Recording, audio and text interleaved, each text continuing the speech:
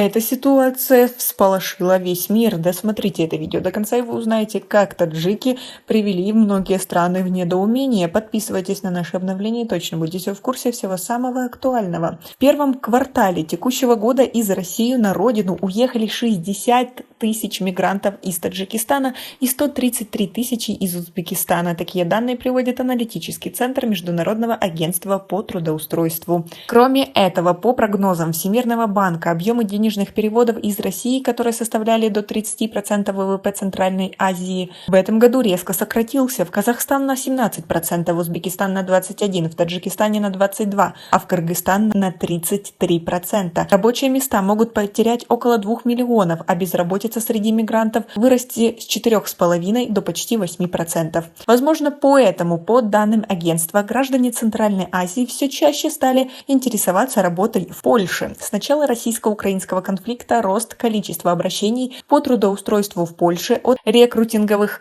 агентств вырос на 30%. В связи со сложившейся ситуацией, как считают, Польша может стать новым направлением для трудовой миграции жителей Центральной Азии. Их граждане могут заполнить рабочие места в тех же секторах экономики, где они привыкли работать в России: строительство, транспорт, сельское хозяйство, сфера услуг, а также предприятия пищевой промышленности, электроники и логистики. В России работает около 4 миллионов граждан стран, 1 миллион из Таджикистана, столько же из Кыргызстана, около 2 миллионов из Узбекистана и 200 тысяч из Казахстана. В основном они трудоустроены в строительстве, транспорте, сельском хозяйстве и сфере услуг. При этом, в отличие от России, рынок экономической миграции в Польше строго регламентируется польским законодательством, говорят в агентстве. А как вы относитесь к такому новому направлению? Как вы думаете, действительно ли оно станет очень востребованным? Свои ответы напишите нам, пожалуйста, в комментарии. Времена нелегального трудоустройства в Польше уже прошли. Конечно, еще остались недобросовестные компании, которые обманывают своих работников. Однако в целом рынок цивилизован, и трудоустроить нелегально тут не просто противозаконно, но еще и невыгодно из-за крупных штрафов.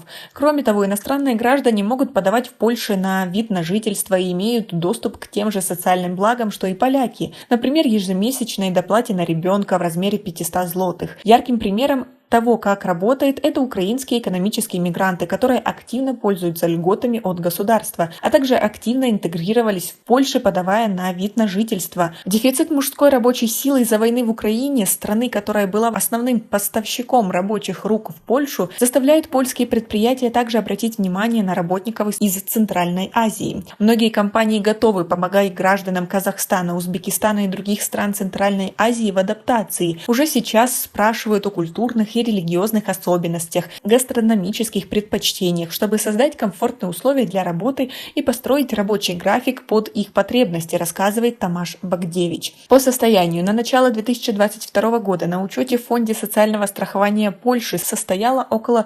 2502 граждан Узбекистана, 2343 гражданина Казахстана, 566 граждан Кыргызстана, 528 граждан Таджикистана и 453 гражданина Туркменистана. К концу марта текущего года их число выросло. В мае этого года польское издание отмечало, что по прогнозам сотни тысяч украинских сезонных работников не приедут в Польшу, поэтому их могут заменить работники из Центральной Азии, прежде всего Казахстана и Узбекистана. О Таджикистане пока что речи не шло, но в перспективе говорят и о нем.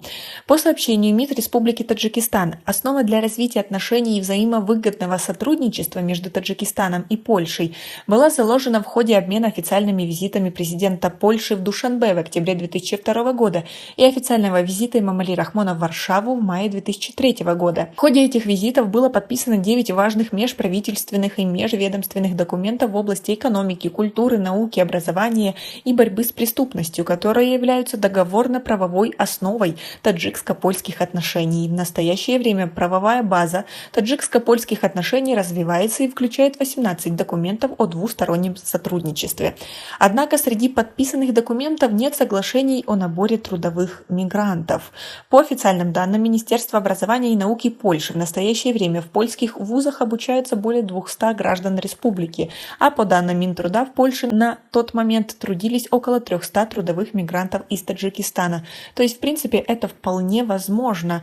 А как вы относитесь к этому направлению? Как вы думаете, оно понравится многим мигрантам? Свои ответы напишите нам, пожалуйста, в комментарии. И у нас пока на этом все. Оцените наше видео подпиской и лайком. До скорой встречи!